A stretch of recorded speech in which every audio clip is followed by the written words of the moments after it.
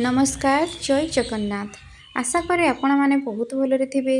पुणी एक नुआ रेसिपी वीडियो रे मु आपण मानकु स्वागत करुछि। भात और रुटी खाइया पई आमे एक झोल तरकारी आवश्यकता करिथाउ। एई झोल तरकारी बेले बेले हमको टिके साधा हेतिले हमको भल लागे।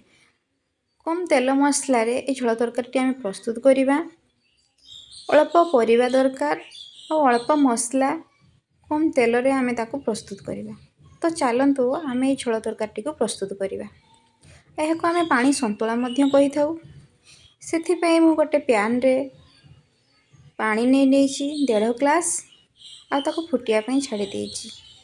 परिवारे मु नहीं सजना छुई बैगण आलू गोटे मीडियम साइज रो आलू 3टी बैगण और सजना नाड़ी को एमती काटिकी भल भाव धोई सफा करी से मु ऐड करुछि। स्वाद अनुसार लुण ऐड करुछि आउ ताकू सिझिबा पई 15 मिनिट छाड़ी देउछि।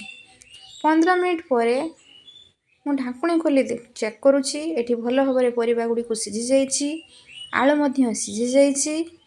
मैं एपटे काटी रखिथिली गोटे मीडियम साइज रो बिलाती। से बिलातीटी को मु एठी ऐड करुछि आउ हाफ चम्मच रो भी कम हळदी गुंड को मु ऐड करुछि आउ ताकू टिके भल भाबरे गळै नेउछि। एमती भल भाबरे गळै सारला परे 5 मिनिट पई पुणी थे कभर कर नौची।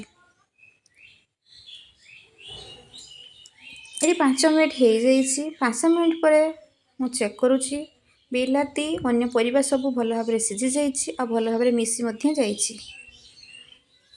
आपड़ देखिपे परिबा केमती भल भाव सिझी जाइए। नाड़ी एठी आपड़ बेसी सिझेबे नहीं कारण नाड़ी एठी फिटी जबार संभावना अच्छी। ताकू साइड करदबा आ से पैन रे आमे 2 चामच तेल नहीं एमती बड़ी को आमे भाजी नबा। आपन पाखरे जदि गोटा बड़ी अछि ताले भाजीबे। मो पाखरे एमती भंका बड़ी थिला तो से बड़ी को मु यूज करछि। नाली रंग हवा पर्यंत भल भाबरे भाजी नेबे। पाखा पाखी गोटा मिनिट एमती भाजला परे बड़ी हमर प्रस्तुत हो जाई। ताकू साइड कर नबा। एबे 2 चामच तेल नहीं कि मु सेठी पके नेछि गोटे चामच रे भी कम पंचफुटण। फुटण फुटेला परे गोटे मीडियम साइज रो प्याज केमती छोट छोट करी काटी नेछि। 2टा भंगा लंका पके नेछि। ताको टिके नाली रंग हवा पर्यंत हम भाजी नबा।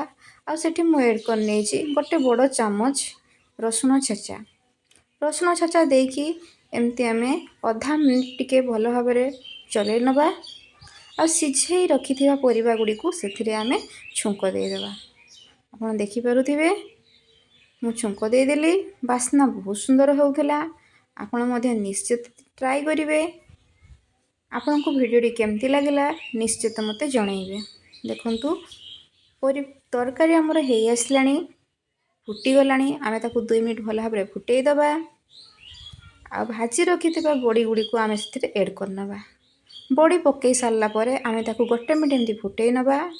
एबे हमर प्रस्तुत हेई गला पानी संतुला। आपण देखि पारुथिबे तरकारी केते सुंदर देखा जाउची। बास्ना मध्ये बहुत सुंदर होउची। ताको रोटी सहित खाई परिबे किंबा भात सहित भी खाई परिबे। आपण को जदि वीडियो टी भल लागि थिबो निश्चित भाबरे गोटे लाइक करिवे, शेयर करिवे, और चैनल टी को सब्सक्राइब कर देबे एवं आपण को अनुभव को कमेंट सेक्शन रे शेयर करिवे। रहउची नमस्कार।